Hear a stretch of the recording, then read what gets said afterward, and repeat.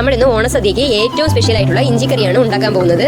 നമ്മളിപ്പോൾ അതിനായിട്ട് 400 ഗ്രാം ഇഞ്ചി എടുത്ത് മണ്ണ് കളഞ്ഞ് വെച്ചിട്ടുണ്ട്. ഇനി നമുക്ക് ഇഞ്ചിയുടെ തൊലി ചെത്തിയെടുക്കാം. തൊലി വളരെ ഈസി ആയിട്ട് ചെത്താൻ വേണ്ടിയിട്ട് നമ്മളൊരു സ്പൂൺ എടുത്ത് അതിനൊന്ന് ചുരണ്ടി കൊടുത്താൽ മതി. നല്ലപോലെ സ്പൂൺ എടുത്ത് ചുരണ്ടിയാൽ തന്നെ പെട്ടെന്ന് തന്നെ നമുക്ക് തൊലി ഇഞ്ചിയിൽ നിന്ന് മാറി കിട്ടും. അതുകൊണ്ട് നമ്മൾ ക്ലീൻ ആക്കുമ്പോഴെന്ന് വെച്ച് കഴിഞ്ഞാൽ ഇഞ്ചിയൊക്കെ കുറേയൊക്കെ വേസ്റ്റ് ആയി പോകും. ഇതാകുമ്പോൾ സ്പൂൺ ആകുമ്പോഴും നമുക്ക് നല്ലപോലെ ക്ലീൻ ആക്കി എടുക്കാനും പറ്റും. ഇതുപോലെ ഇടയിലൊക്കെ നമുക്ക് ക്ലീൻ ആക്കാനായിട്ട് പറ്റും. അതോടെ വേസ്റ്റ് ആവുന്നത് കുറവായിരിക്കും. തൊലി മാത്രമായിട്ട് നമുക്ക് ചെത്തിയെടുക്കാൻ പറ്റും. കളഞ്ഞതിന് ശേഷം നല്ല വൃത്തിക്ക് കഴുകി എടുത്ത് വെച്ചിട്ടുണ്ട്. ഇനി നമുക്ക് ഇതിനെ എല്ലാത്തിനെയും അരിഞ്ഞെടുത്തിട്ട് കാണിച്ചു തരാം. നമ്മളിപ്പോൾ ഇഞ്ചിയെല്ലാം അരിഞ്ഞെടുത്തിട്ട് വന്നിട്ടുണ്ട്.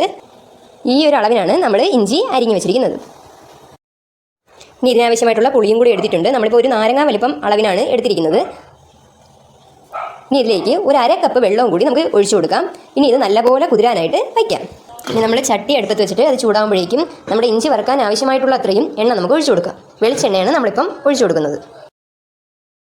നമ്മുടെ എണ്ണയൊക്കെ ഇപ്പോൾ നല്ലപോലെ ചൂടായിട്ടുണ്ട്. ഈ ഒരു സമയം നമുക്ക് നമ്മുടെ ഇഞ്ചി തട്ടിക്കൊടുക്കാം. ഇഞ്ചിയെല്ലാം നമുക്കിതിലേക്ക് തട്ടിക്കൊടുക്കണം. ഇനി ഇഞ്ചി നല്ലപോലെ നമ്മൾ വറുത്തെടുക്കണം. ഇഞ്ചിയൊക്കെ ഇപ്പോൾ നല്ലപോലെ ചുമന്ന് വന്നിട്ടുണ്ട്. ഇത്രയും മതിയാകും. ഈ ഒരു പരുവം ആകുമ്പോഴേക്കും നമുക്കിനി ഇതിനെ കോരി മാറ്റാം. ഇനി ഇത് തണുത്തിട്ട് നമുക്ക് പൊടിച്ചെടുക്കാം. ഇതിൽ തന്നെ നമുക്ക് കടുക് വറക്കാം. ചൂടായ എണ്ണയിലേക്ക് നമുക്ക് ആദ്യമേ തന്നെ കടുക് ചേർത്ത് കൊടുക്കാം. കടുക് പൊട്ടുമ്പോഴേക്കും അതിലേക്ക് വറ്റൽമുളകും കുറച്ച് കറിവേപ്പിലയും കൂടി ചേർത്ത് കൊടുത്ത് ഒന്ന് വഴറ്റിയെടുക്കാം.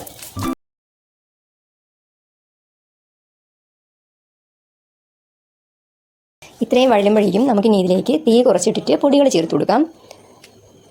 2 ടീസ്പൂൺ കാശ്മീരി മുളക് പൊടി, 1/2 ടീസ്പൂൺ മല്ലിപ്പൊടി ഇത് ചേർത്തിട്ട് ഇനി ഇതിൻ്റെ പച്ചമണം മാറ്റിയെടുക്കാം.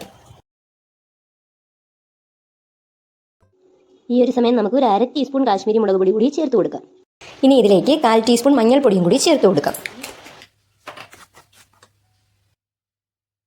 1/4 ടീസ്പൂൺ ഉലുവാപ്പൊടിയും കൂടി ചേർത്ത് കൊടുക്കാം. 1/4 ടീസ്പൂൺ കായപ്പൊടിയും കൂടി ചേർത്ത് കൊടുത്തിട്ട് അതിൻ്റെ പച്ചമണം കൂടി മാറ്റിയെടുക്കാം. ഇനി നമുക്ക് ഈ ഒരു സമയം ഇതിലേക്ക് മാറ്റി വെച്ചിരുന്ന പുളിവെള്ളവും കൂടി പിഴിഞ്ഞൊഴിച്ചു കൊടുക്കാം.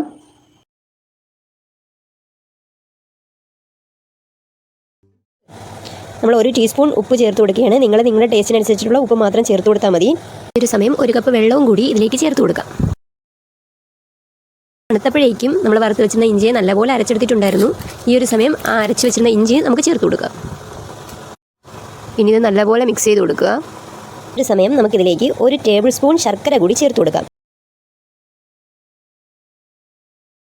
ഇഞ്ചിക്കറിയെല്ലാം നല്ലപോലെ വറ്റി വന്നിട്ടുണ്ട്. കണ്ടോ, ഇനി ഇത് ഇലയിൽ വെച്ചാൽ ഓടത്തില്ല, വച്ചെടുത്ത് തന്നെ ഇരിക്കും. ആ ഒരു അളവിന് എത്തിയിട്ടുണ്ട്. ഈ ഒരു പരുവത്തിനാണ് നമ്മൾ സദ്യക്ക് വേണ്ടിയിട്ട് ഇഞ്ചി എടുക്കേണ്ടത്.